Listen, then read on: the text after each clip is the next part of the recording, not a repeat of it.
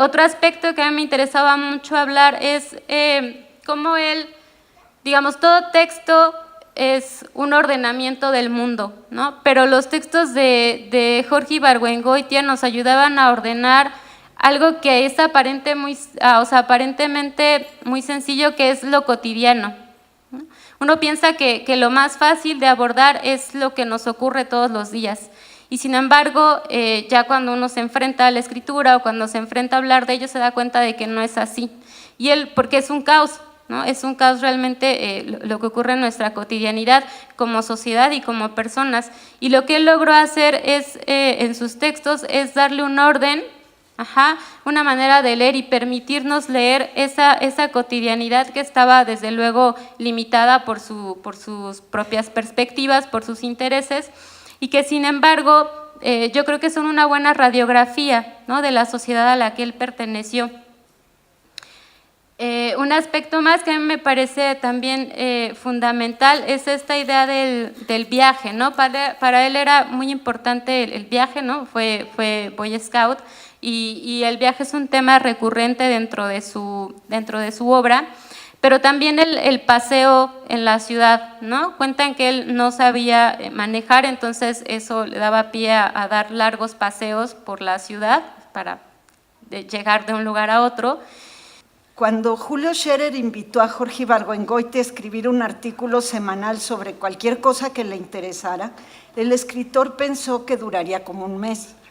4 artículos, creía yo, bastaban para poner todo lo que yo tenía que decir, escribe él.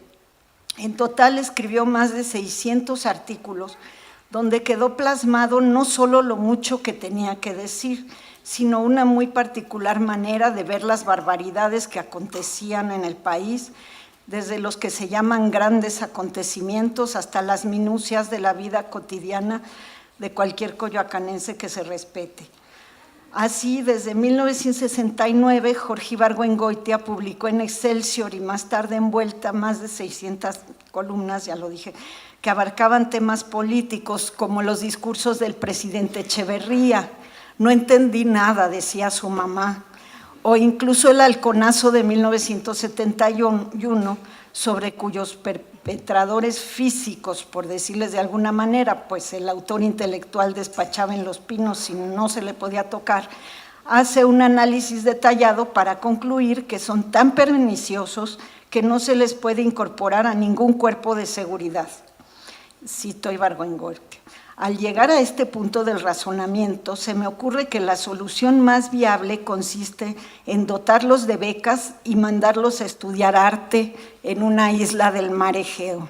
Era el plan que tenía para los halcones. Con ese talante ácido y claridoso trataba los grandes problemas nacionales o los históricos, por ejemplo, la conquista.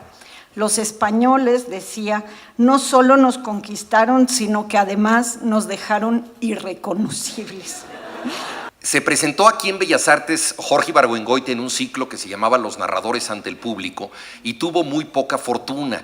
Como resultado de esa presentación, en donde no había un público como el de aquí, de esta noche, generoso y que ya conoce al autor, y estableció una polémica con algunos de los asistentes. Decía yo que como resultado de esa experiencia escribió un artículo que se llamaba El autor frente al público airado.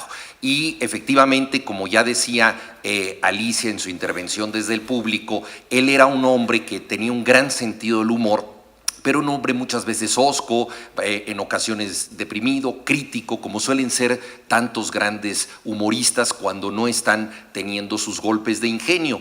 ¿Acaso el humor sea una forma compensatoria de sobrellevar una vida con una conciencia lúcida, con una conciencia crítica? Ya Diana mencionaba que el humor tiene que ver con el sentido de la inteligencia y con el hecho de pensar de manera diferente. Por ello, Augusto Monterroso decía, el principal papel del humorista es hacer pensar y a veces hasta hacer reír. Es decir, que a él le parecía un atributo principal la inteligencia que se desprende del humor que el hecho mismo de que produzca risa. Yo vi a Jorge Ibargüengoitia por primera vez en las legendarias oficinas de la editorial Joaquín Mortiz, que era donde todo joven escritor quería debutar. Era una oportunidad sensacional para cualquiera de nosotros poder publicar su primer libro en esa editorial donde habían publicado los principales escritores mexicanos. A mí me aprobaron el manuscrito de mi primer libro, La Noche Navegable, pero pues como en El Son de la Negra me dijeron que sí, pero no me dijeron cuándo. Y la editorial tenía fama de retrasarse mucho en la publicación de los manuscritos. El libro que se tardó más en publicar, que rompió todos los récords, llevaba en su título La Penitencia, porque fue Los Días de la Paciencia, así se llamaba, de Óscar Collazos. Tardó 7 años en salir.